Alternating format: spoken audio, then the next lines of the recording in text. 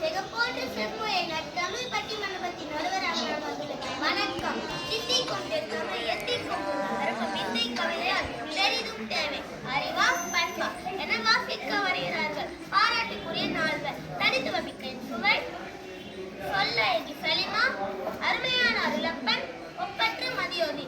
முதல் கவிதை முத்தாய் பாட இனிதே அழைக்கின்றேன் நின் சுவையை.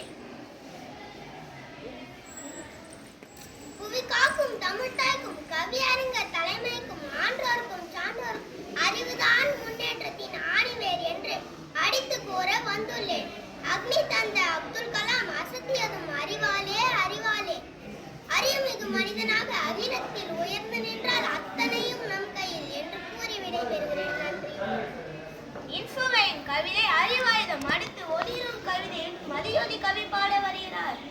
அகிலமெல்லாம் தமிழ் மணக்கும் பண்புதானே வெற்றிப்படி என்று பறைசாற்ற வந்துள்ளேன். நட்பண்பு தூக்கிவிடும் நம்மை உயர்த்தி நட்பண்பு தூக்கிவிட்டால் நாம் பண்பாலை சிந்தவர் தாம் பறந்து நம்மே புத்தரோடு வெல்வரும் போதித்து நம்மிலே நன்னேறிய நிலத்தில் நிற்போமே உலகில் பண்புதான் என்று சிறந்தது என்று கூறிவிட பெறுகிறேன். நன்றி. விழுகின்ற தமிழ் கவிதை மதியொலியின் அரும் கவிதை. அறிவாற்றல் பயன்பெற அறிவாற்றல் உள்ளவன் ஆளுகின்றான் அண்டத்தை. பெரும் பண்பை வைத்துக் கொண்டு பெரும் பந்தல் போடலாமா? கூறு பண்பெல்லாம் வயிறும் இருந்ததுமோ? நல்லவன் இருந்தால் நாடு முன்னேறும். வல்லவன் வகுத்ததென்று வளமான இவ்வுலகில் தூண் போன்ற அறிவைதான் வான்முகத்தை தட்டிடும். பண்பின் பெருஞ்சிறப்பை பொருந்திடவே வருகிறார் சொல்லி சலிமா. பண்பினால் பெற்ற செல்வம் பயனில்லை உலகுக்கே. பண்போதன் நன்மை நம்பும் பல்மடங்கு உயிரை தரும். உண்மை சொன்னேன் யாவருக்கும் மண்பின் மிகுதியால் அதிகமான உயிர் காக்கும் நெல்லிக்கனியை உவந்தளித்தான் அவ்வைக்கு.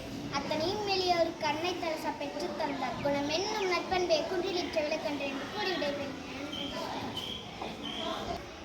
சிறப்பாகவே நல்லோரை போட்ட வண்ணம் நற்கவிதை வாசித்தார்கள். என்னுடைய தீர்ப்புக்கு இசைந்தே நான் வருகிறார்கள். கண்ணுக்கு இருவி கல்வியின் நேர்வி அறிவும் பண்பும் சமமாக வைத்தேன்.